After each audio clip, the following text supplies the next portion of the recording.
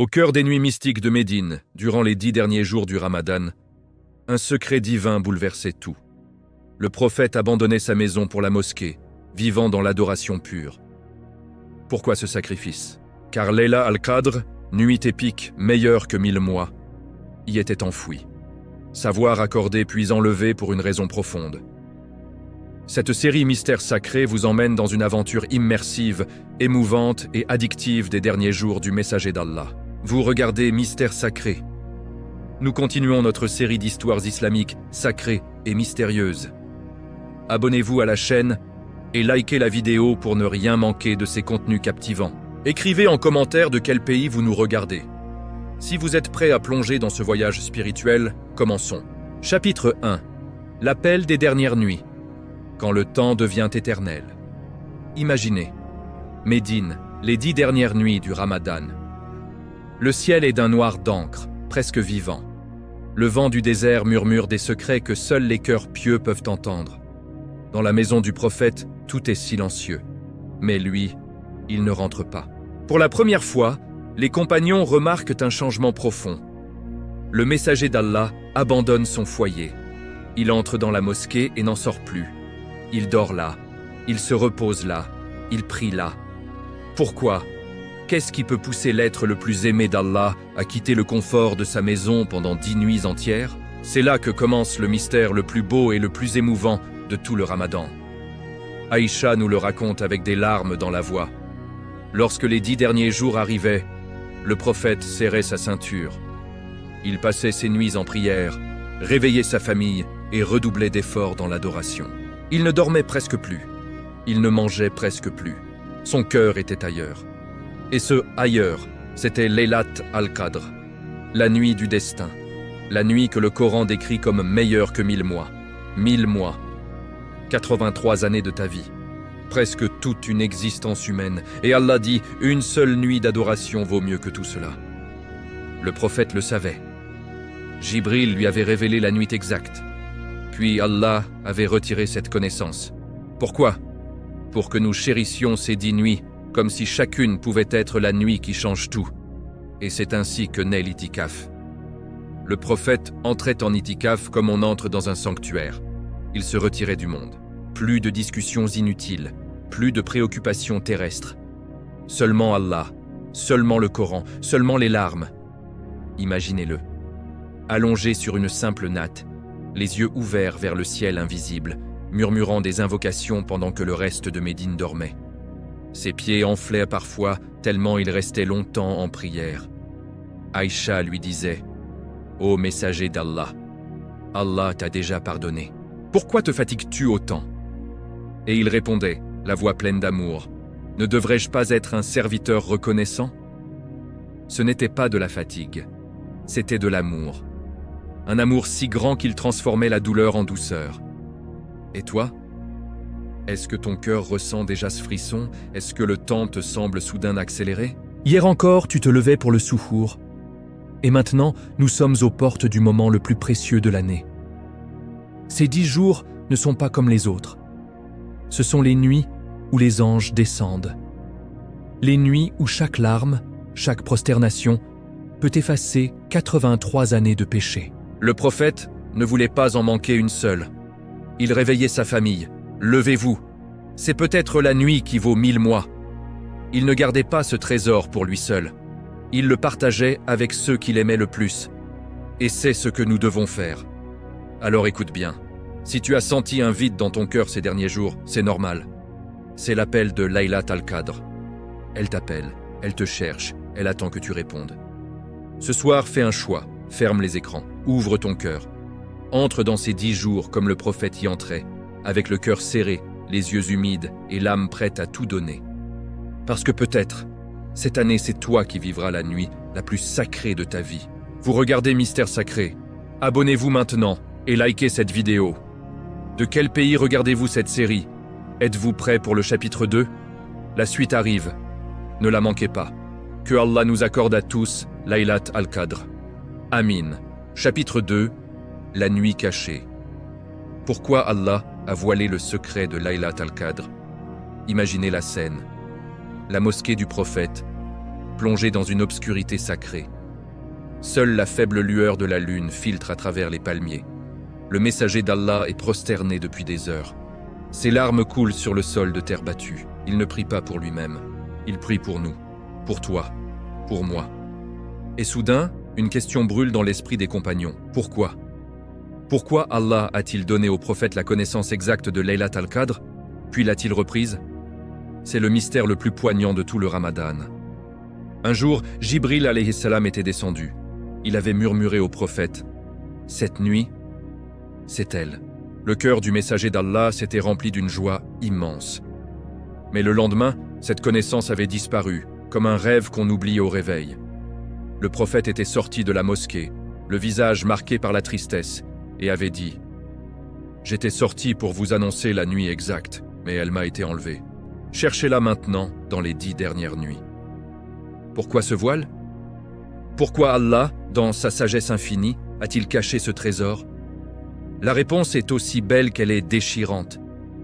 Si nous avions su la nuit précise, beaucoup d'entre nous auraient dormi les 9 autres nuits. Nous aurions dit « Je prierai seulement celle-là ». Mais Allah nous aime trop pour nous laisser faire cela.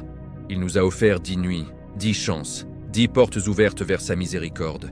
Il nous dit « Ne rate pas une seule nuit, parce que chacune d'elles pourrait être celle qui vaut 1000 mois. 1000 mois, 83 années de ta vie. Tes études, ton travail, tes joies, tes peines. Tout cela peut être surpassé par une seule nuit. Le prophète l'avait compris mieux que quiconque.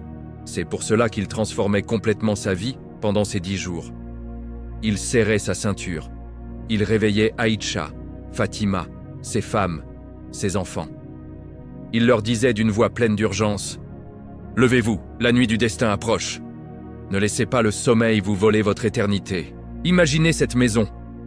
Pas de lumière moderne, pas de téléphone, juste des cœurs qui battent à l'unisson pour Allah. » Le prophète récitait le Coran avec une voix qui faisait pleurer les anges eux-mêmes.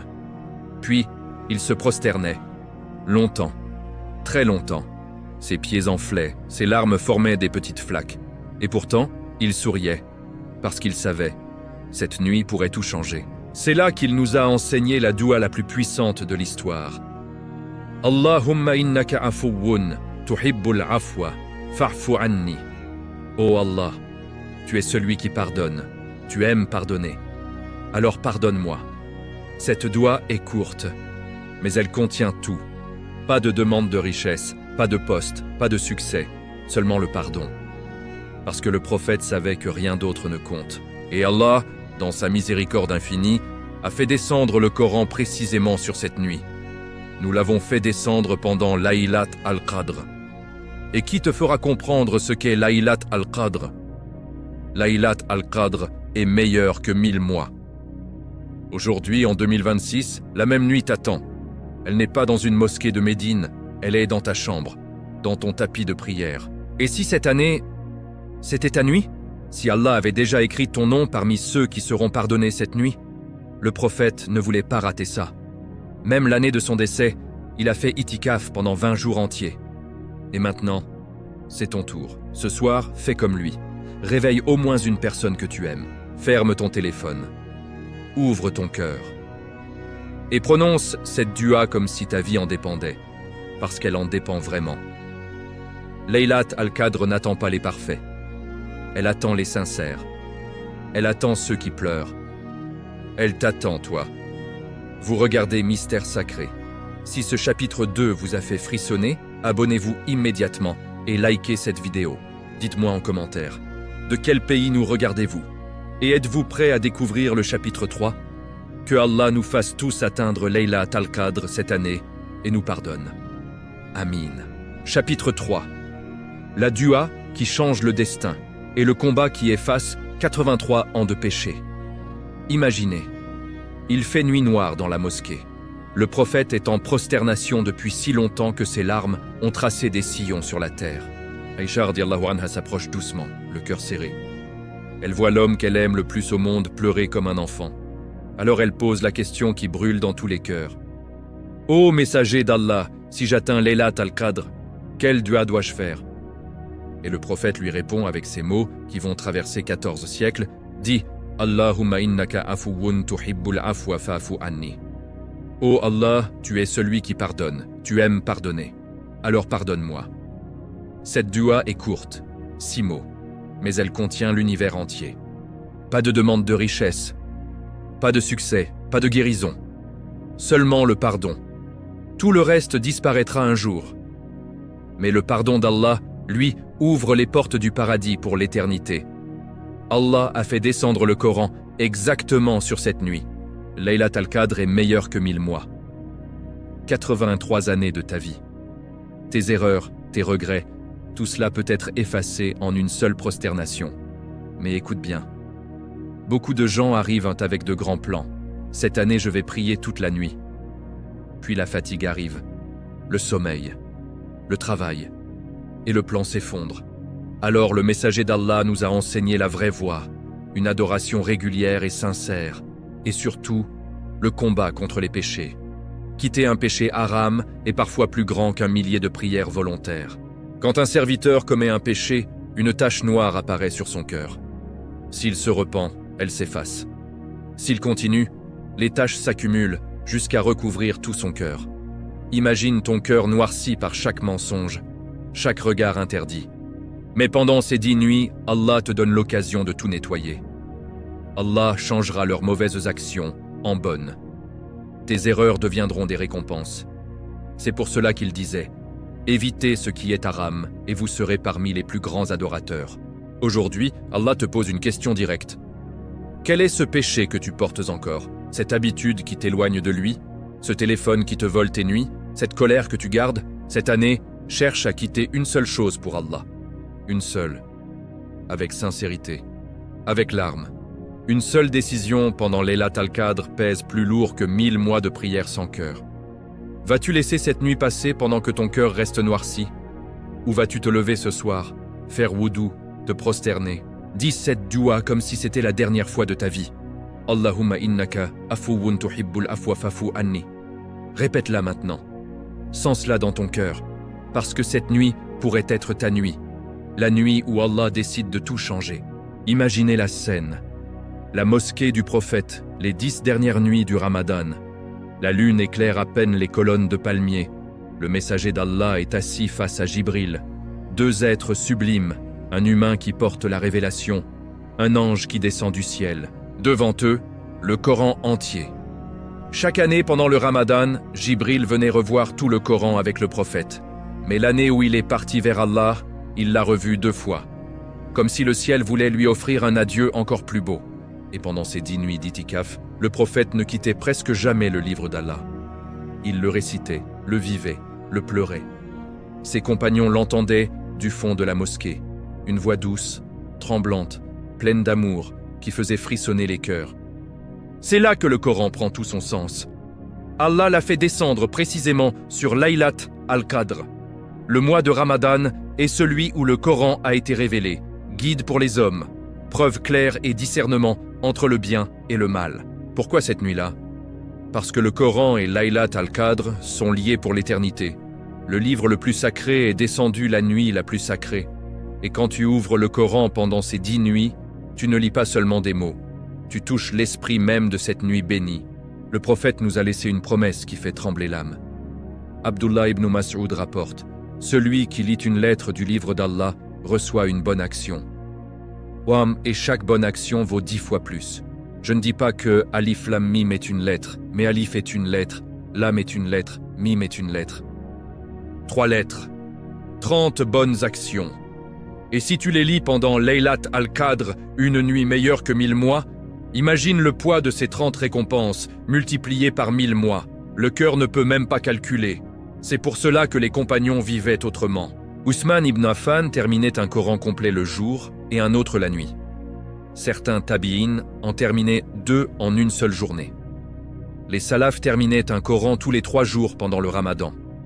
Ce n'était pas de la mémoire, c'était un feu dans le cœur. Ils ne cherchaient pas le repos, ils cherchaient l'éternité. Et toi, aujourd'hui, même si tu lis lentement, même si tu ne comprends pas encore parfaitement l'arabe, même si tu ne fais que quelques pages par nuit, Allah ne laisse jamais vide celui qui lit ses paroles. Il entend chaque lettre, il enregistre chaque récompense. Et un jour, une ayah te parlera directement comme si elle t'attendait depuis des années. Le prophète nous a aussi donné un trésor immense dans une toute petite sourate. Abu Saïd al-Khudri raconte qu'un homme répétait sans cesse « Kul huwa Allahu ahad ». Le prophète a dit « Par celui qui tient mon âme dans sa main, cette sourate vaut le tiers du Coran. » 4 versets. Un tiers du Coran. Lis-la 30 fois pendant ces nuits. C'est comme si tu avais lu le Coran entier. Lis-la 100 fois sur Laylat al-Qadr. Et ton cœur devient un océan de lumière. C'est pour cela que le messager d'Allah nous encourageait. Lisez le Coran comme si Jibril vous écoutait. Lisez-le comme si le prophète était devant vous. Lisez-le comme si Allah vous regardait directement. Parce que pendant ces 10 nuits, chaque page devient une rencontre. Chaque lettre devient une prière exaucée. Chaque larme qui tombe sur ton mouchaf devient une lumière qui montera jusqu'au trône. Alors ce soir, fais un choix simple mais immense. Ouvre le Coran, même si tu n'as que 10 minutes, même si tu ne comprends que quelques mots, lis, pleure et dis « Ya Rabbi, ouvre les secrets de ce kalam à mon cœur. » Parce que ces 10 nuits ne sont pas seulement des nuits d'adoration, ce sont les nuits où le Coran redevient vivant, où chaque lettre te rapproche de celui qui l'a fait descendre, où une seule page peut changer ton destin pour toujours. Le prophète est resté en itikaf pour ne pas manquer cela. Maintenant, c'est ton tour. Vous regardez Mystère sacré.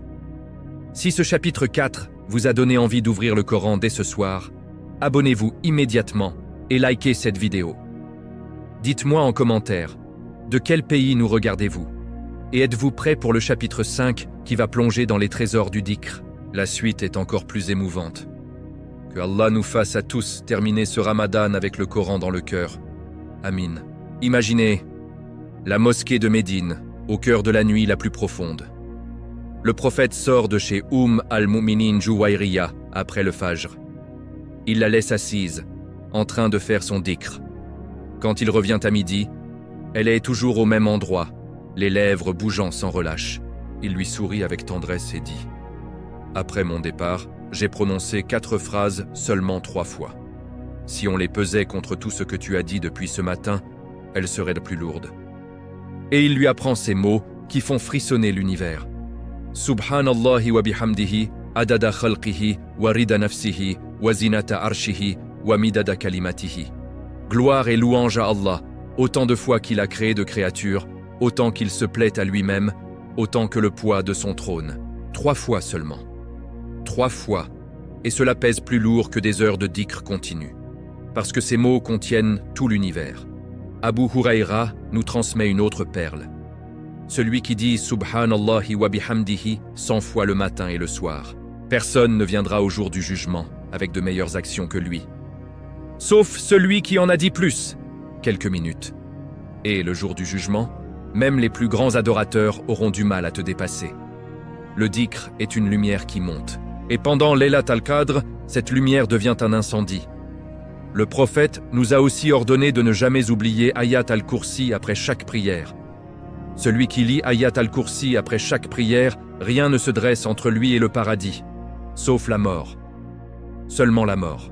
Mais le sommet de ces nuits, c'est la prière de la nuit. Celui qui prie Isha en congrégation, c'est comme s'il avait passé la moitié de la nuit. Celui qui prie aussi Fajr en congrégation, c'est comme s'il avait passé la nuit entière en prière. Allah nous a facilité les choses. Puis vient la tahajjud, la prière qui fait pleurer les anges. Et pendant une partie de la nuit, lève-toi pour prier surérogatoirement. Le prophète se levait après le sommeil, quand le monde entier dormait. Ses pieds enflaient. Aïcha lui demandait « Pourquoi te fatigues-tu ainsi ?» Et il répondait, les yeux brillants « Ne devrais-je pas être un serviteur reconnaissant ?» Il restait longtemps en rukou, encore plus longtemps en sujoud. Le serviteur est le plus proche de son Seigneur quand il est en prosternation. Ton front touche la terre, ton orgueil se brise. Une seule dua dans ce moment-là peut peser plus lourd que 1000 mois. Ce soir, fais comme lui, réveille-toi dans le dernier tiers de la nuit. Fais wudu, lève-toi. Prononce ce dhikr lourd 3 fois. Lis Ayat al-Kursi, puis prie tahajjud, même 2 raka'at, même en pleurant, et répète cette dua. Allahumma innaka afuwun tuhibbul afwa fa'fu anni. parce que cette nuit pourrait être celle où les anges descendent. Le prophète n'a jamais laissé passer ces nuits. Il réveillait toute sa maison. Maintenant, c'est toi qui peux réveiller ta famille. Lève-toi. Le trône tremble déjà pour toi. Vous regardez mystère sacre. Imaginez. Médine, les 10 dernières nuits. Le prophète est en itikaf, mais son cœur n'est jamais enfermé dans la mosquée. Ibn Abbas nous raconte avec émerveillement, le messager d'Allah était l'homme le plus généreux du monde, et il devenait encore plus généreux pendant le Ramadan. Quand Jibril venait le rencontrer chaque nuit pour revoir le Coran, il devenait plus généreux qu'un vent impétueux qui ne retient rien. Un vent impétueux. Il ne choisit pas qui il touche. Il ne retient rien. Il donne tout ce qu'il a, sans calcul, sans attendre de retour. Et pendant les 10 derniers jours, sa générosité atteignait son sommet. Parce qu'il savait, une aumône donnée sur Laylat al-Qadr vaut plus que 1000 mois. Le prophète a dit, « La charité éteint la colère du Seigneur et protège d'une mauvaise fin. Et protégez-vous du feu, même avec une date. » Un sourire. Un verre d'eau donné à quelqu'un qui a soif. Aider quelqu'un à porter son fardeau. Tout cela est charité. Et pendant ces 10 nuits, chaque geste devient immense. Si cette nuit est Laylat al-Qadr, ton don devient plus grand que des années de générosité. Les compagnons demandent « Et si quelqu'un n'a rien à donner ?» Il répond « Qu'il travaille de ses mains, qu'il en profite et qu'il donne. Et s'il ne peut pas, qu'il aide celui qui est dans le besoin, qu'il leur donne le bien, qu'il s'abstienne du mal. Chaque pas vers le bien est une charité. Chaque parole douce est une charité. Ces petites charités invisibles montent jusqu'au trône comme des éclairs de lumière. Allah dit, « La parabole de ceux qui dépensent leurs biens est celle d'un grain qui produit 7 épis, 100 grains par épi. Un grain vers 7 épis, 700 fois plus. » Et sur Laylat al-Qadr, ce multiplicateur devient infini. C'est pour cela que le prophète encourageait à donner chaque jour. Donne aujourd'hui, demain. Tu captures la possibilité 10 fois. N'oublie pas la zakat al-fitr. Elle doit être donnée avant la prière de l'Aïd pour que les pauvres partagent la joie de la fête. Pendant que tu portes de beaux vêtements pour l'Aïd, quelqu'un d'autre doit aussi sourire. Mais attention, Allah avertit de ne pas annuler vos aumônes par des reproches ou l'ostentation. La charité cachée fait trembler le trône. Ce soir, ouvre tes mains. Donne de l'argent, du temps, un sourire, un appel à tes parents ou une dua pour quelqu'un qui t'a blessé. Et pendant que tu donnes, répète dans ton cœur, « Ya Rabbi, accepte cela de moi. » Et fais que cette nuit soit Laylat al-Qadr. La générosité du prophète était pour nous tous. Ouvre tes mains ce soir. Le vent impétueux du prophète souffle encore. Que Allah accepte toutes nos charités et nous fasse atteindre Laylat al-Qadr. Amin. L'année 11 de l'Hégire. Le prophète entre en itikaf. Mais cette fois, ce n'est pas 10 jours, c'est 20 jours. 20 nuits entières dans la mosquée. 20 nuits où il ne rentre presque jamais chez lui. 20 nuits où il semble dire adieu au monde.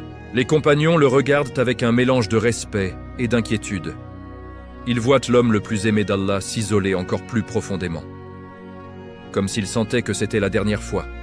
Comme s'il voulait vivre ces nuits sacrées jusqu'à la dernière goutte de son être. Aïcha raconte, le prophète faisait itikaf pendant les 10 derniers jours de Ramadan, mais l'année où il est décédé, il fit itikaf pendant 20 jours.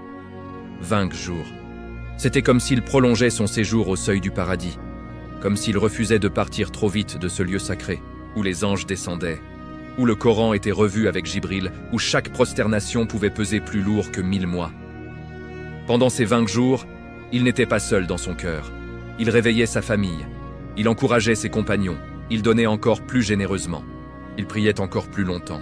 Ses pieds enflaient, ses larmes coulaient, et pourtant son visage rayonnait d'une paix qu'aucun mot ne peut décrire. C'était son adieu, un adieu silencieux, fait de prières et de dhikr, un adieu où il disait à Allah « Je te rends grâce pour chaque seconde ». Il nous laissait un héritage, ne jamais sous-estimer les dernières nuits, parce que personne ne sait quand viendra sa dernière Laylat al-Qadr. Le prophète le savait peut-être, et c'est pour cela qu'il a donné tout ce qu'il avait. Après son décès, ses épouses ont continué.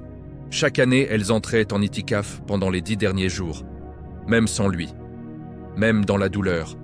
Et aujourd'hui, ce chemin est toujours ouvert. Il t'attend. Tu n'as pas besoin de 20 jours. Si la vie est lourde, commence par une nuit. Et si ce Ramadan est ton dernier, vas-tu le laisser passer en dormant? Ou vas-tu te lever comme lui et dire « Ya Rabbi, accepte-moi » Fais cette dua une dernière fois. Allahumma innaka afuwun tuhibbul afwa fa'fu anni. Pleure pour tout ce que tu veux changer. Pleure parce que le prophète a pleuré pour toi pendant ces nuits. Même quand le corps fatigue, même quand le cœur saigne, on peut encore donner tout son amour à Allah. Le prophète est parti. Mais son itikaf continue en nous. Prends le relais, vous regardez Mystère Sacré. La nuit qui change tout. Ton dernier appel avant l'Aïd. Imaginez. La mosquée est presque vide maintenant. Les tapis portent encore les traces des prosternations interminables. Le prophète est parti depuis longtemps, mais son esprit flotte dans l'air. Les 10 nuits sont presque écoulées. Laylat al-Qadr est peut-être déjà passée. Ou peut-être qu'elle est là ce soir, en ce moment précis. Le cœur se serre. Parce que c'est la fin du Ramadan le plus précieux. La fin d'une course où chaque seconde pouvait valoir 83 années. Et pourtant, Allah ne ferme jamais la porte avant l'Aïd. Il laisse toujours une dernière chance, une dernière nuit, un dernier sujoud, un dernier Allahumma innaka afuwun tuhibbul afwa fa'fu anni. Le prophète nous a tout donné pour ces moments. Il a pleuré pour nous. Il a veillé pour nous.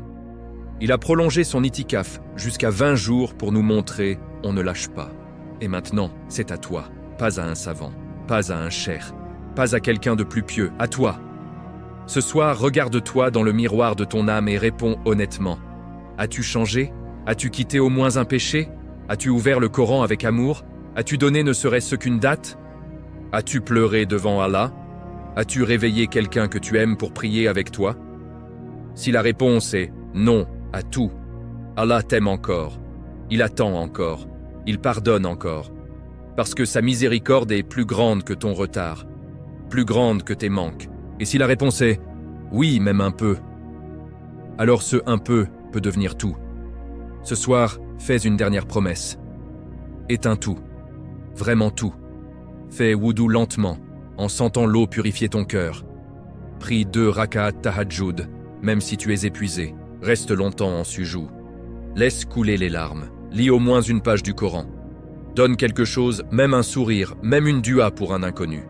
Réveille au moins une personne de ta famille. Et répète « Allahumma innaka afuwun tuhibbul afwa fa'fu anni ». Dis-la pour tes péchés d'hier. Dis-la pour tes doutes d'aujourd'hui. Dis-la pour l'Oumma qui souffre. Et quand l'aube arrivera, quand l'Aïd frappera à la porte, tu sortiras différent, allégé, aimé. Parce que Laylat al-Qadr est pour les cœurs brisés qui se relèvent. Pour toi. Vise ces dernières heures, comme si c'était à Laylat al-Qadr. Parce qu'elle l'est peut-être. Que cette nuit soit celle où Allah change ton destin. Amin. Ya Rab, Amin. Vous regardez Mystère Sacré. Abonnez-vous, likez et partagez cette vidéo avec quelqu'un que vous aimez. De quel pays nous suivez-vous? Qu'allez-vous faire ce soir pour Laylat al-Qadr? Dites-le nous en commentaire. Que Allah accepte notre Ramadan. On se retrouve bientôt pour de nouvelles histoires. Restez connectés. Baraka Allahu fikum.